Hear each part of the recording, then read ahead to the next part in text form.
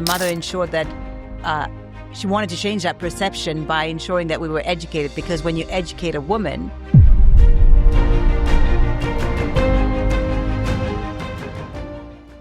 I'm delighted to say I'm joined now by Folley Bah Thibault.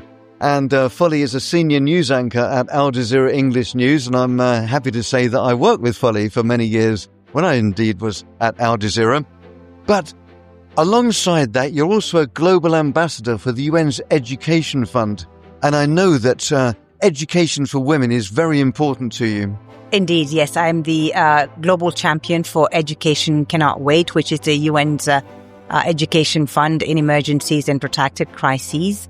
I've been in that role for over a year now, a little over a year. And I'm also, thank you so much. And I also founded the NGO Elle ira à l'école, which is translates in English as She Must Go to School. It's an NGO based in Guinea, West Africa, which promotes the education of young girls. Because, you know, in certain parts of the world, especially in West Africa, many girls are still married before the age of 18, the majority, in fact, before the age of 18, a lot before the age of 15, because they're not able to go to school because their family sees them as a burden. So we take that burden off of their families, put them in school, ensure that they're in good private schools, ensure that they have one meal a day.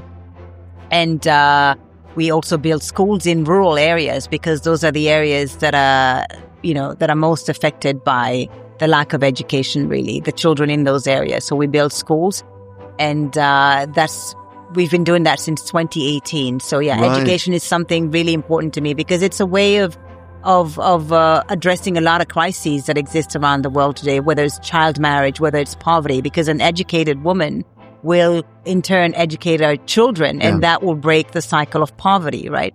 And so that's something that's really important to me, because I've seen what education has done for me and my sisters. I come from a family of 5 girls. I was born into a culture in which, for a very long time, women was not seen as equal members of society. They were seen as a burden. So my mother ensured that she wanted to change that perception by ensuring that we were educated, because when you educate a woman, she will lead, no doubt, and she will do better. In many cases, she'll do better than boys in society. Yeah. Well, look, it couldn't be more appropriate here. Empower her. And as you say, establishing these legacies and building for the future and changing it. Yeah. You empower her. The way you empower her is first and foremost through education. That's how you empower women and girls today. Give them an education, and you have empowered her at 90% already. Man, educating one girl at a time. Exactly. Makes a huge difference. Well, look, Folly, I'm going to cut straight to this is the Wall of Impact. I'm going to ask you if you just select a question there from the bowl and hand it to me. And these are questions that have been handed out, written on the wall by people here at the forum. And they just want to hear your view. Yeah, you go. Thank you very much. They want to hear your views on this. So, in fact, I know that question's just up there then. So I'm going to look at it there for you. And, it's an interesting one. Mm-hmm. Folly, what drove you to your profession, and what advice would you like to give the audience? What drove me to my profession? I've always wanted to be a journalist. From the age of 8 years old, I was fascinated by the people on television telling stories. I've always loved telling stories. I think of myself as a storyteller.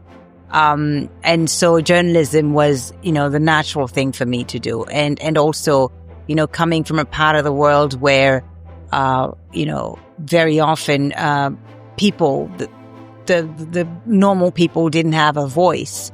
I felt it was important for me to be the one to tell their stories and also make sure that their voices were heard. And so that's why I became a journalist. What advice I would give to the audience? I mean, it depends on what, really. I mean, if you wanted to become a journalist, make sure you love listening to people, because it's also about listening, right? And you love telling stories. And the advice I would give is, no matter what profession you want to achieve, no matter what you want to become, what's important to remember is that you will fail at some point. The most important thing is to believe in yourself, accept that failure will happen, that you will make mistakes, but be able to get up again and try. Don't give up at the first hurdle. Folly, thank you so much for joining us. And I'd say almost it's like the perfect fit, really, listening to what you're saying and knowing that when we joined Al Jazeera, giving a voice to the voiceless, exactly. it was perfect for you. Yeah. And you're doing a fantastic job. And thank you so much, Russell. So it's great to see you. Thank you so much. And you. Thank you. Folly Bah Thibault, everybody.